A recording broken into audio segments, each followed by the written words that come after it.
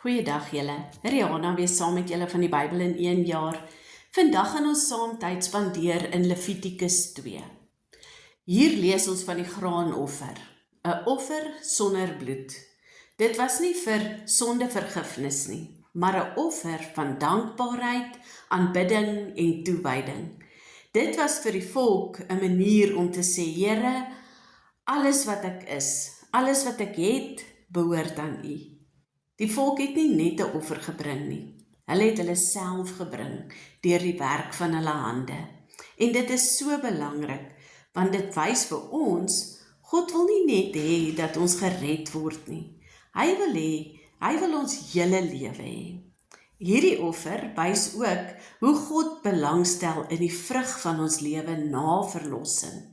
Waar die brandoffer wys op versoening, wys die graanoffer op verhouding. 'n lewe wat nou in dankbaarheid reageer op God se genade. Ons lees dat die graanoffer gemaak moes word van fyn meel. Dit spreek van iets wat gevorm, gesuiwer en voorberei is. En dit herinner my en jou dat God nie net belangstel in ons potensiaal nie, maar in 'n hart wat deur sy hande sag gemaak word.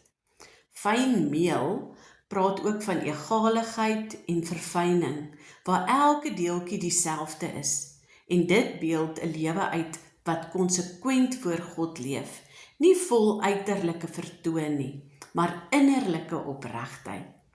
En dan lees ons dat daar olie bygevoeg moes word.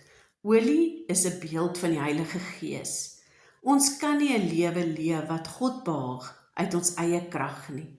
Ons het die Heilige Gees nodig in elke liewe deel van ons lewe. John Cousins sê iets moois.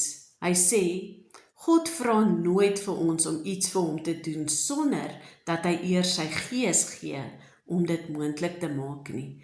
Alles wat God vra, voorsien hy ook. En dan lees ons van die wierook, daardie welriekende geur wat opgaan na God. En dit laat my dink aan hoe ons gebede, ons aanbidding en ons liefdevolle gehoorsaamheid 'n geur is wat die Here behaag. En dan verder lees ons ook van sekere dinge wat nie in hierdie offer mag gewees het nie. Suurdeeg, want dit simboliseer sonde en kompromie wat stadig maar seker alles deurtrek. Dis daardie klein dingetjies wat ongemerk groei totdat dit alles beïnvloed. En dan ook heuning, want God soek nie uiterlike soetheid en emosionele godsdiens nie. Hy soek iets eg, suiwer en opreg. In vers 13 lees ons dat elke graanoffer sout moes bevat. Dit verwys na God se ewige verbond, iets wat vas, onveranderlik en blywend is. Dis die geur van verbondsliefde, iets wat preserveer en standhou. Dit praat ook van reinheid en bestendigheid in ons verhouding met God.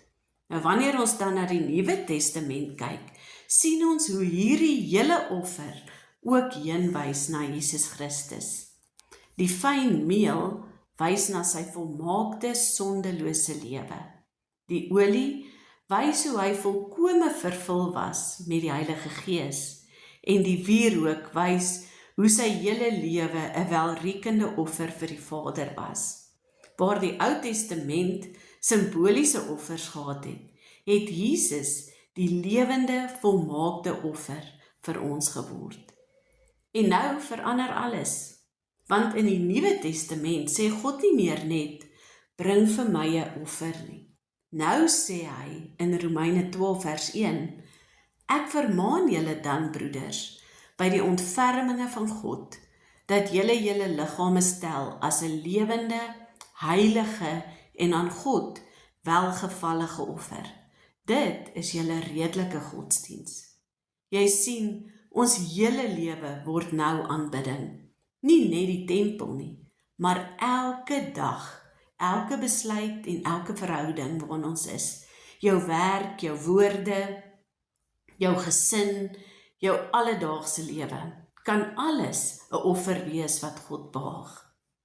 Mag ons lewens soos daardie graanoffer wees, gevorm in sy hande deurtrek met sy gees en vas in sy verbond, en 'n welriekende geur voor hom. En mag jy vandag net weer besef, dat God soek nie net iets uit jou hand uit nie.